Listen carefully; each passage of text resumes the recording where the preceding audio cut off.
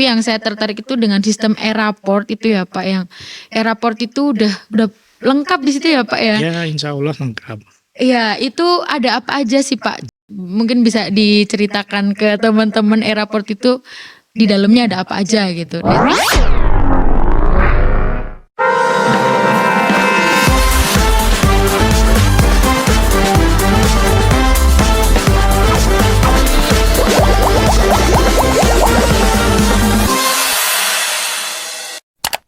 Assalamualaikum warahmatullahi wabarakatuh. Waalaikumsalam warahmatullahi wabarakatuh.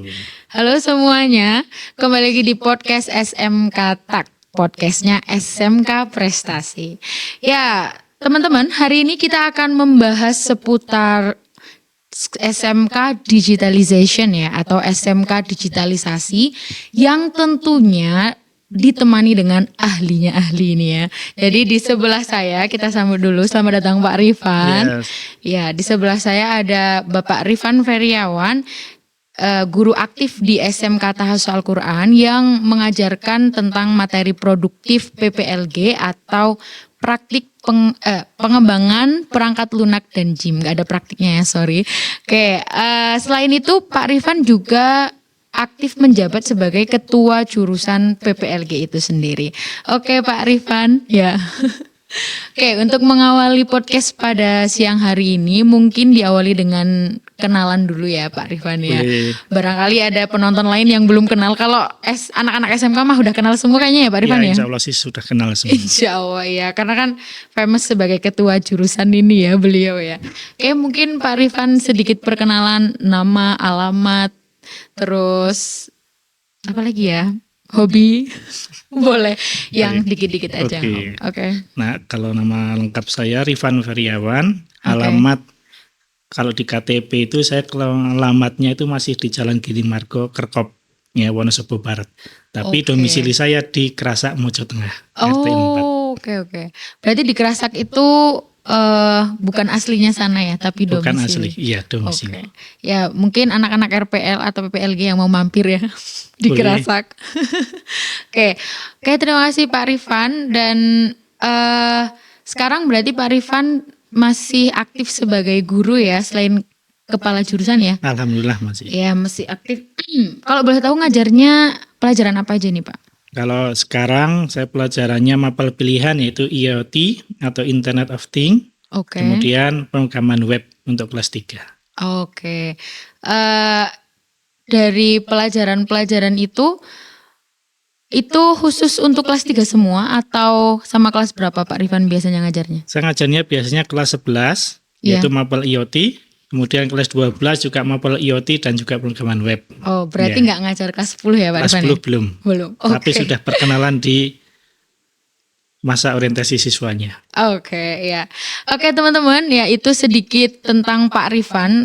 Ada tambahan lagi mungkin tentang ini, kenapa Pak Rifan memilih setia? Kayaknya udah lama ini ya Pak Rifan memilih setia di SMK Tahafudz ini. Kenapa ya? Adakah setia sesuatu? Itu berarti apa ini maksudnya? Enggak, maksudnya kayaknya dari dulu pernah ada job lain atau memang sudah di SMK dari awal setelah kuliah atau bagaimana? Kenapa enggak milih tempat lain aja? Kenapa sih harus di SMK Tahafudz gitu? Oke, singkat cerita aja ya. Dulu itu pas saya kuliah itu saya suka berbagi pengalaman dengan rekan-rekan yang lain. Jadi ciri khas saya itu suka memberikan ilmu, istilahnya sharing ilmu dengan orang lain. Dan itu membuat saya merasa senang. Maka akhirnya setelah lulus ada tawaran, yaitu saya mendaftar di SMK Tahafudz. Alhamdulillah diterima. Berarti dari dulu memang passionnya ingin menjadi guru ya? Ya, passionnya ingin sharing. Dan alhamdulillah tercapai menjadi profesi guru seperti ini. Wah, berarti itu dari dalam ya, karena jarang ini yang guru itu biasanya alasannya karena pulangnya lebih awal atau ya kebanyakan saya menemukan orang yang begitu pulang lebih awal, jadi gak apa-apa lah guru aja cari aman gitu kan. Ternyata Pak Rifan ini memang ingin sharing ya, memang ingin sharing sharing sebagai guru. Oke. Oke. Selain untuk sharing sebagai guru, Pak Rifan ini juga ada alasan lain nggak untuk sebagai seorang pengajar? Alasan lain, saya sendiri memilih SMK Tasus dulu melihat potensi yang ada. Oh ya. Dulu pertama kali saya masuk ke sini itu siswanya kurang lebih 700-an.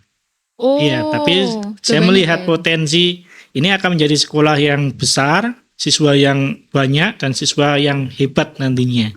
Dengan sedikit sentuhan dan strategi nantinya. Salah satunya, kalau saya sendiri karena dulu basicnya di jurusan informatika, maka ini bisa dikemas dalam bentuk informatikanya. Seperti itu teknologinya. Oh ya, berarti tertarik juga di bidang yang jenengan geluti sekarang ya. Oke. Oke. Ada lagi mungkin alasan lain? Alasan lain memilih SMK Tasus satu ya. Iya.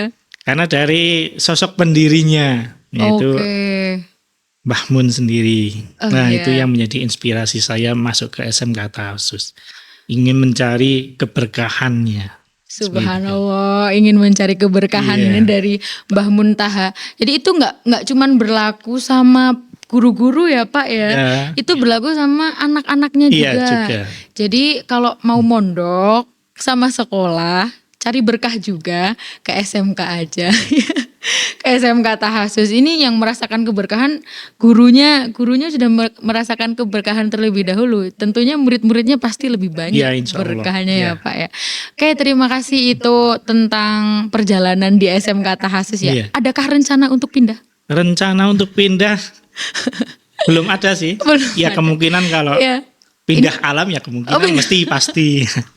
Tapi belum tahu jadwalnya kapan. Ya jangan dulu kayaknya ya Pak. Ya, berarti seneng ya di SMK Tahasus ini lah. Ini ya, alhamdulillah sampai nggak ada kepikiran pindah sama sekali. Saya merasa nyaman. Dan itu pun sangat membantu sih Pak. Dengan adanya Pak Rifan di sini sebagai kepala jurusan dan alhamdulillah di SMK Tahasus ini juga sudah banyak berkembang, terutama di digitalization tadi yang akan kita bahas ya, seputar digitalization itu. Nah, alhamdulillahnya sekarang ini sudah banyak aplikasi-aplikasi ya Pak ya, yang dibuat, yang buatan real dari SMK sendiri. Itu ada aplikasi apa aja ya Pak ya kira-kira? Yang kita buat dari awal dan itu buatan sendiri, yang pertama Erapod ya, sistem Erapod kita yang digunakan sampai sekarang. Kemudian absensi online. Yang baru ini yang dulu masih manual, sekarang sudah kita buat menjadi absensi online. Kemudian sistem pembayaran. Sistem pembayaran online. Berarti banyak nih. Iya. Kemudian ada sistem informasi PKL. Kemudian sistem informasi aset. Informasi aset itu yang inventaris barang. Sarana dan prasarana. Terkait masuk ke sarana dan prasarana. Baik. Kemudian ada belajar, yang sistem informasi untuk ujian juga untuk kita ujian kembangkan. Kemudian sistem informasi terkait dengan dokumen sekolah kita kembangkan. Semuanya itu tentu sangat bermanfaat ya Pak. Alhamdulillah. Semoga bermanfaat.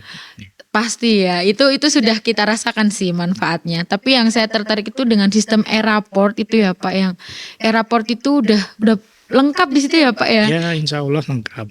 Ya, itu ada apa aja sih Pak? Mungkin bisa diceritakan ke teman-teman Eraport itu di dalamnya ada apa aja gitu. Saya sih mikirnya udah lengkap ya. Awal mula pengembangan sistem informasi raport digital sekolah itu awal mulanya adalah dulu waktu transisi antara kurikulum KTSP dengan kurikulum K13. Itu yang membuat saya bersama dengan tim pengembang itu membuat sistem informasi raport yang nantinya digunakan untuk mempermudah mempermudah apapun lah, termasuk sistem akademik, kesiswaan, pembayaran dan sebagainya. Dan tentunya dalam proses pengembangan kita tidak serta-merta langsung selesai, tapi terus sampai detik ini kita kembangkan menyesuaikan dengan kebutuhan yang ada. Oke, berarti itu masih bisa berkembang lagi ya? Iya. Oke, jadi itu di dalamnya itu banyak sekali loh teman-teman. Ada mulai dari biodata ya Pak ya, terus ada jurnal. Jadi guru kalau ngajar itu bisa isi jurnalnya di situ ya Pak ya? Semuanya. Semuanya bisa diakses online. Bahkan guru-guru pun nggak bawa jurnal, nggak bawa apa-apa, cuma bawa gadget ya Pak ya? Bisa masuk kelas ya? Bisa. Itu hebatnya Pak Rifan ini dan tim ya yang sebagai pengembang dari aplikasi Eraport itu. Berarti kedepannya masih mau ada pengembangan lagi nih untuk Eraport? Iya, tentunya masih kita menyesuaikan dengan kebutuhan yang ada. Oke. Ya. Apalagi untuk memenuhi kebutuhan pelayanan kepada siswa, kita perlu penambahan fitur-fitur yang lain. Ya, yang baru kita sediakan untuk siswa itu kan yang pertama terkait dengan kontrol kehadiran siswa. Oke. Jadi orang tua itu bisa melihat dan memantau kehadiran siswa. Oh, orang tua juga bisa ya Pak bisa, ya? Oh, ya. Oke. Jadi bisa melihat apakah siswanya itu hadir atau tidak. Oh, ya. Dan Berarti bisa masalah dipantau. apa saja yang timbul selama di sekolah itu bisa terpantau.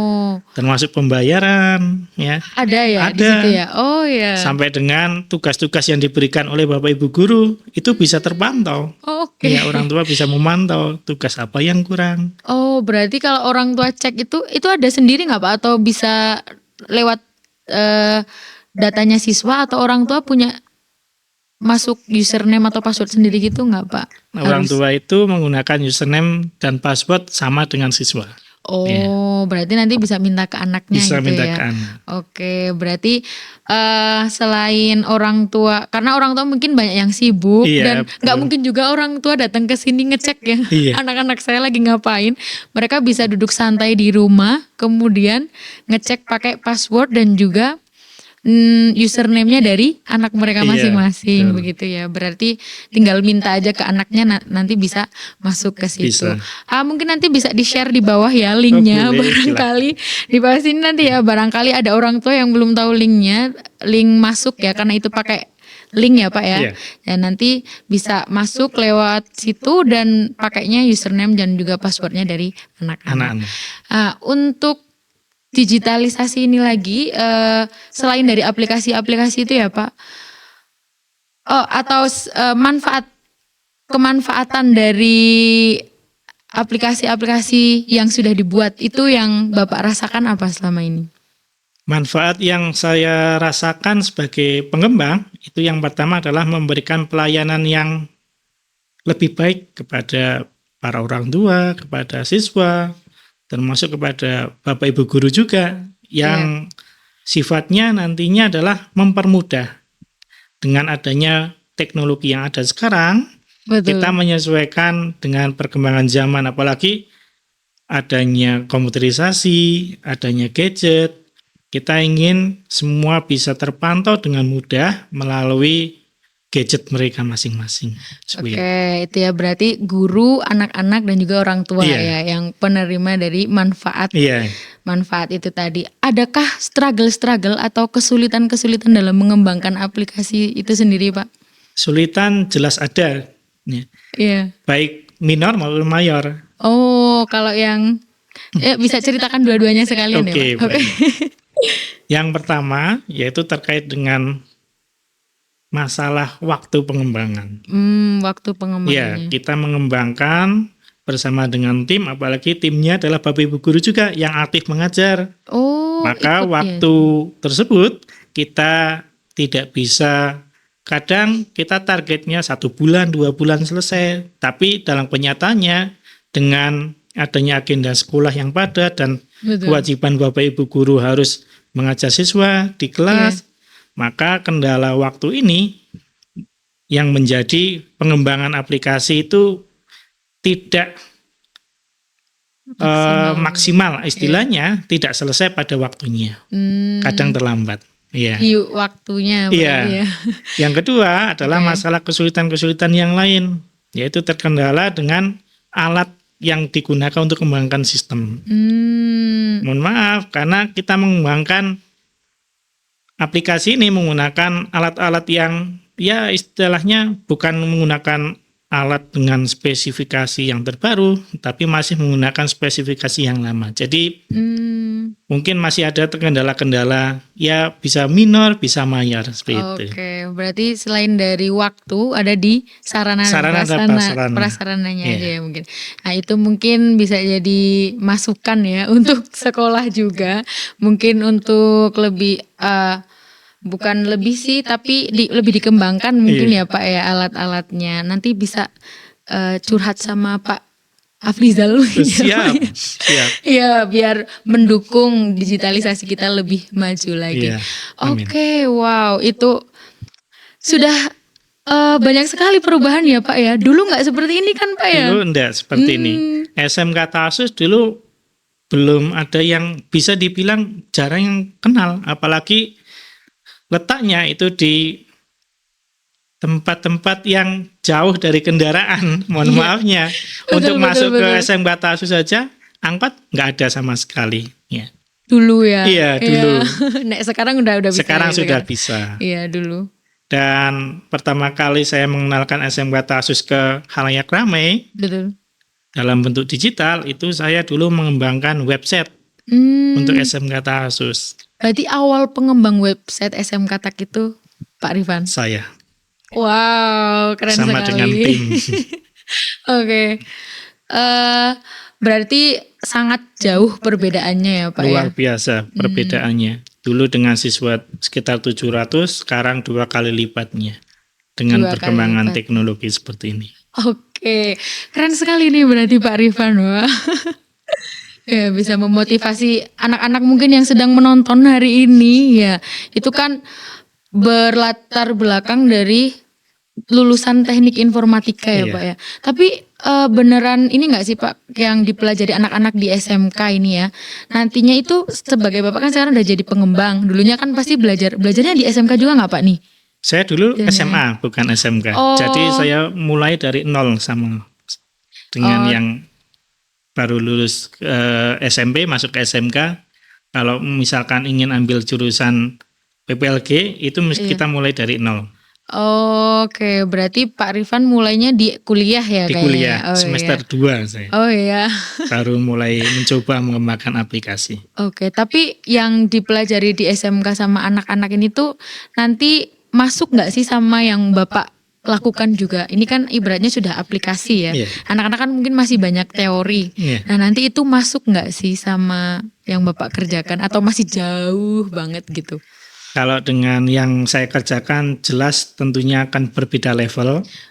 Untuk anak level dasar, kalau yang kita kembangkan sudah menengah ke atas. Maka untuk bisa masuk ke level menengah ke atas, kita harus sering mengembangkan dan harus selalu ketemu dengan yang namanya kasus. Untuk bisa memecahkan kasus tersebut lama-kelamaan, kalau kita sudah ketemu dengan banyak kasus, kita akan lebih mudah mengembangkan sistem yang ada.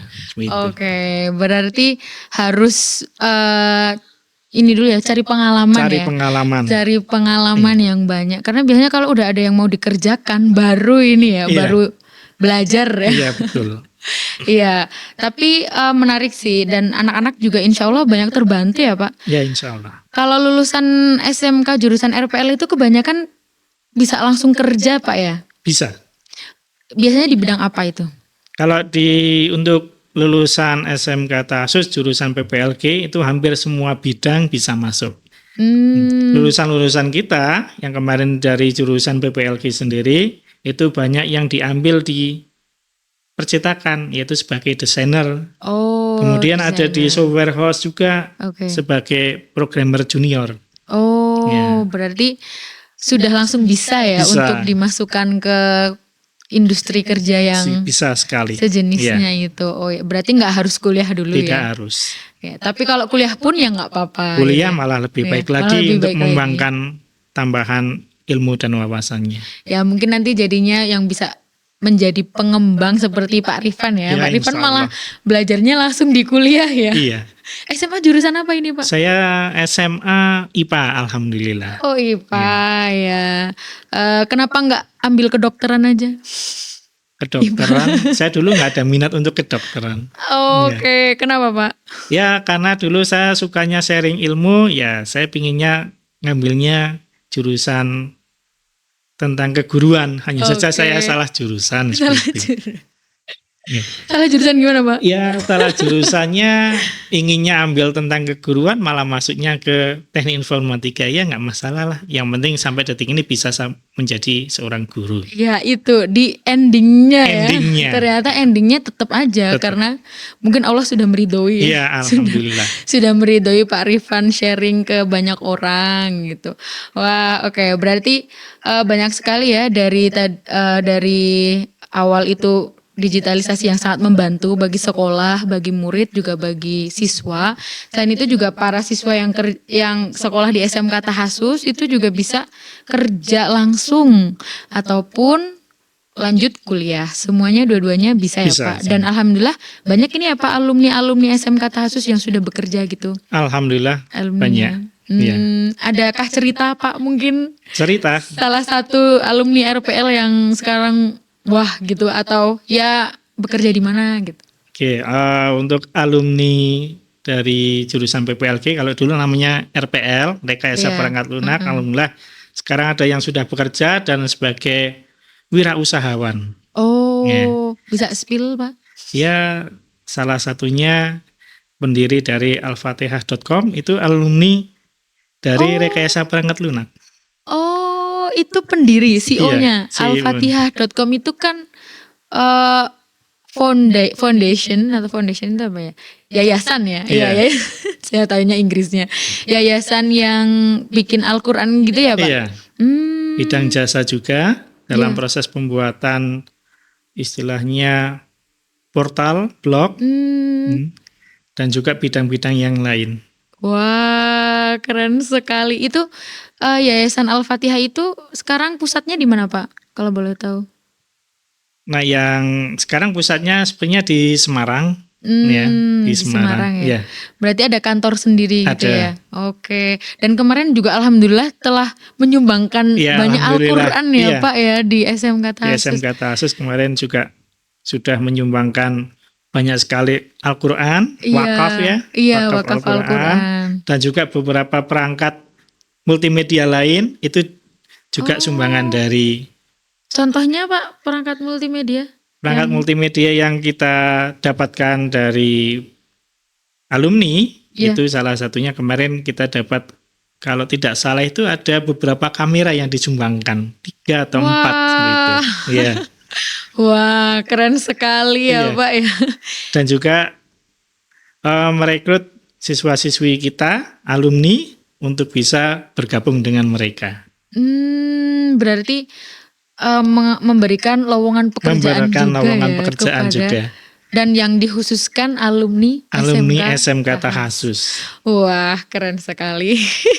Itu berarti kalian bisa cari tahu sendiri kalau Yayasan Al-Fatihah Yayasan Al-Fatihah itu banyak, dan saya pas scroll itu juga dapat Pak itu. Saya ternyata ini jasanya besar kayak ini ya. Ini kan Quran yang saya dapat juga. Kemarin kan baru dapat kan guru-guru juga. Dan ini udah ada juga nih di Instagram. Wah, keren sih. Itu alumni SMK Tahasus ya Pak. Alumni berapa Pak kalau boleh tahu? Itu alumni 2013 sepertinya. Udah agak lama sih. Sudah agak lama. Saya belum di sini. Berarti Pak Rifan udah lama ya di SMK Tahasus? Saya baru tahun 2013 masuk SMK Tahasus. Berarti jenengan masuk, dia lulus. Oke. Sempat ketemu Pak Rifan nggak tapi? Nah, untuk pertama kali belum. Tapi beberapa tahun kemudian baru kadang komunikasi akhirnya alhamdulillah tahu. Alhamdulillah ya, itu keren ya. Berarti ada yang bisa sekeren itu. Dan yang saya tahu selain beliau pendiri Yayasan Al-Fatihah itu juga banyak Pak yang keren gitu. Kayak yang di Unsik itu juga ada beberapa ya. Itu ada Alam yang ikut di YouTube-nya SMK Tahasus juga jadi admin atau apa bareng Pak Zuhdi gitu. Pokoknya dia itu jadi video editor di Unsik sekarang. Dan keren-keren, saya lihat kan, saya follow Instagramnya itu ya. Dan wah, keren-keren sekali. Ini berkah dari SMK ya Pak ya. Dan juga berkah dari para pendiri SMK. Betul, dan guru-gurunya juga seperti Pak Rifan. Oke, selanjutnya ini Pak mungkin sedikit keluar topik ya, tapi ya masih masuk topik sih sebenarnya dari yang tadi digitalization ya. Ini saya tuh kalau di kelas itu tuh kalau saya bahas koin atau saya tiba-tiba bilang sesuatu yang ada hubungannya dengan, mohon maaf ini ya, judi online gitu Pak. Itu langsung connect anak-anak.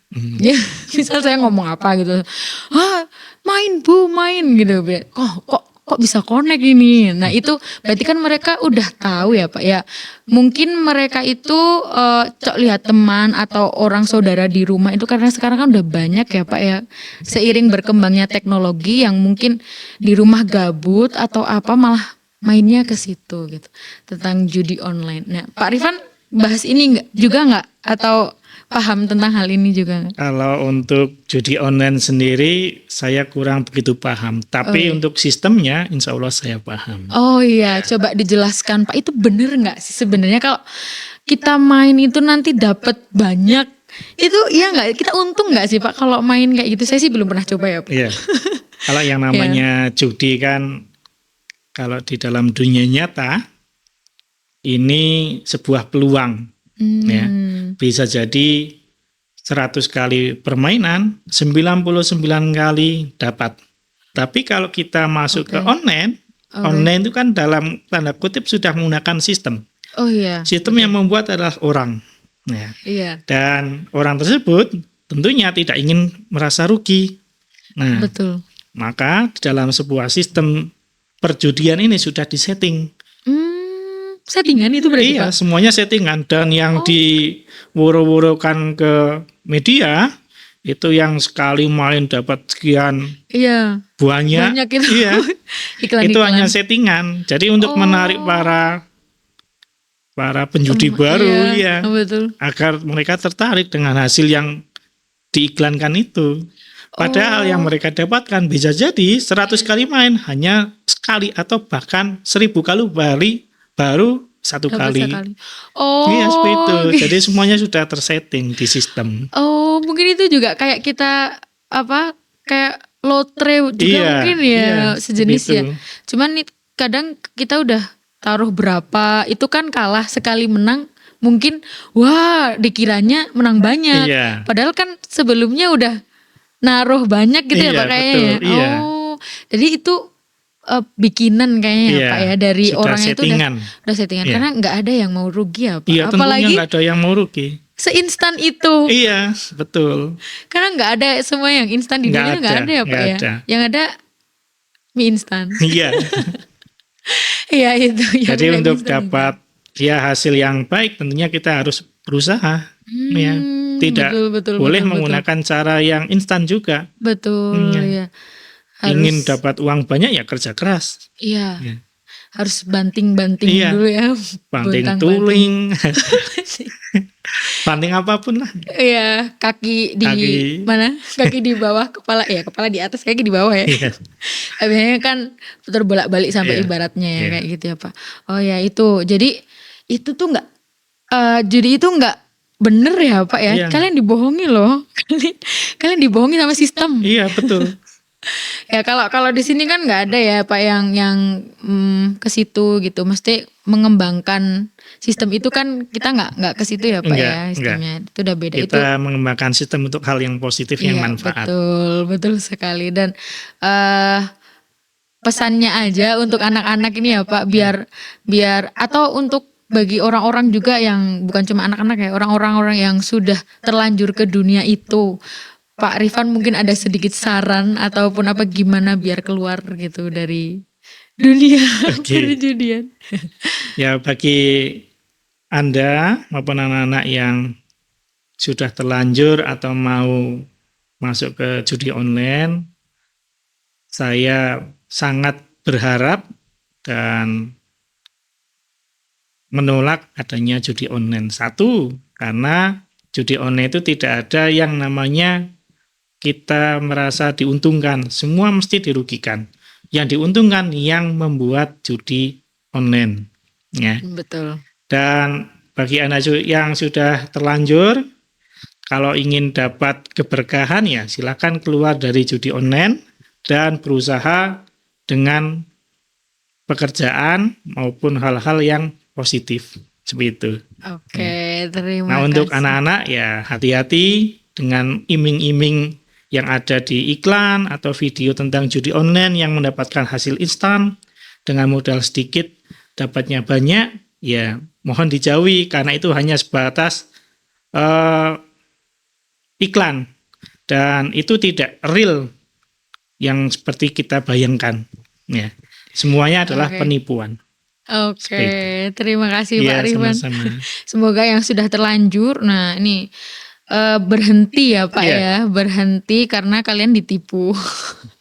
Ya karena memang benar ya Pak, benar, memang benar-benar ditipu. Oke, dan itu di sistemnya itu juga ada tadi di sistem ya. sudah memang disetting semua. Sudah disetting, ada settingannya. Oke, itu sudah untuk perjudian. Itu hanya sedikit biar paham ya anak-anak tuh kalau ya nggak cuma anak-anak dan semuanya aja, kalau itu tuh memang bukan hal yang benar. Kita harus dapetin semuanya dengan kerja keras ya Pak ya. Oke Pak Rifan, mungkin untuk harapan untuk anak-anak SMK Tahu sendiri, adakah harapan yang besar untuk anak-anak kita di SMK Tahu ini? Pesan-pesan apa yang ingin Bapak sampaikan kepada anak-anak SMK Tahu? Oke, baik. Karena ini temanya tentang digitalisasi, nah tentunya saya mengharapkan kepada anak-anak dan orang tua juga untuk senantiasa menggunakan gadget atau perangkat mobile dengan bijak, dengan santun. Kalaupun bermedia sosial, silakan jangan asal dan share. Iya, betul. Tapi harus difilter dulu dengan informasi yang didapatkan. Ketika informasinya benar dan baik, silakan bisa dilanjutkan atau di-share. Tapi kalau informasinya memang salah, ada hal-hal negatif atau penipuan, mohon sudah tidak usah ditanggapi. Cukup dibaca, kemudian dihapus gitu aja.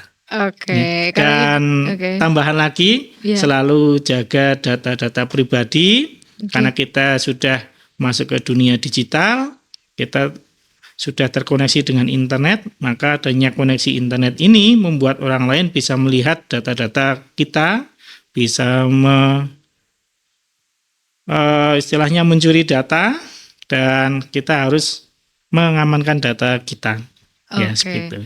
Jangan asal share data ya. Contohnya kayak KTP maupun KK ya Pak ya. Iya, data-data penting kita hanya sebatas foto, termasuk foto wajah kita atau wajah saudara kita atau keluarga kita. Jangan asal share ke media sosial karena sekarang dengan perkembangan adanya AI sudah bisa mendeteksi orang. Tentang lokasi, kebiasaannya, dan sebagainya. Itu menjadi ancaman terkait dengan data privasi kita. Ya itu pesan yang sangat penting sekali ya untuk kalian yang suka mungkin share foto-foto. Apalagi ini mungkin yang banyak jadi problem juga dan diberitakan juga ya Pak. Kalau misal foto terus ada foto ini ATM itu juga ya. Foto ada nomor ATM-nya. Atau rumah ada alamatnya. Itu saya pernah lihat itu bisa diambil datanya. Terus nanti ketika ngambil uang itu bisa. Itu saya pernah lihat berita yang kayak gitu Pak. Jadi diedit sendiri ya. Jadi dia menjadi orang tersebut. Misal saya si hackernya Pak Rifan yang saya hack gitu ya. Terus nanti saya lihat Pak Rifan tuh ngepost ada kartu ATM, terus ada nomornya, terus ada juga alamat rumahnya, terus fotonya juga. Nah, itu nanti bisa ngambil ya Pak kayaknya. Apalagi kan sekarang di dunia yang maju sekarang ini semua data bisa diperjualbelikan. Bahkan nomor HP pun bisa kita perjualbelikan, padahal hanya data nomor HP. Apalagi dengan data-data pribadi kita lainnya seperti NIK dan sebagainya, itu bahaya sekali. Iya, makanya sering-sering kalau mau post harus lihat-lihat dulu ya Pak betul, ya mungkin ya. Iya. Apa-apa ya sih yang nggak boleh dilihatkan gitu. Iya, apalagi kalau ada iklan yang harus mengisikan formulir tentang data pribadi kita, yang mohon di-share atau di-filter dengan sebaik mungkin. Jangan Iya, asal betul. diisi, upload, kemudian dikirim. Ya. Oh ya, itu nanti bahaya ya. Iya. Atau aplikasi-aplikasi. Nah Iya, itu kadang juga ada yang kita install aplikasi itu atau dikirimin apa terus kita pencet. Dulu saya pernah dapat undangan Pak, tapi iya. undangannya aplikasi. Saya, aduh ini bener nggak? Terus alhamdulillahnya saya kok bukanya kok setelah banyak chat duluan di atasnya. Iya. Jadi saya bukanya tuh udah malam, kayaknya misal itu pagi, saya bukanya malam. Jadi udah banyak bilang itu tipuan. Jadi nggak jadi tak buka Iya, itu. betul. Sekarang tuh penipuan bukan hanya dengan sebuah pesan, Iya. tapi juga bisa melalui aplikasi. Iya. Itu.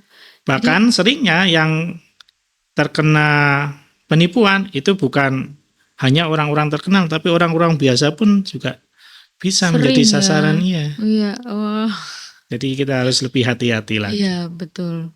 Nah, itu banyak ya Pak ya. Iya. Pokoknya kalau ada yang minta data jangan dikasih Iya, ke orang betul. sembarangan. Iya. Kalau suruh install aplikasi-aplikasi yang nggak tahu itu bener aplikasi yang bener apa enggak, itu juga jangan Iya. langsung diinstal ya Pak ya. Betul. Iya.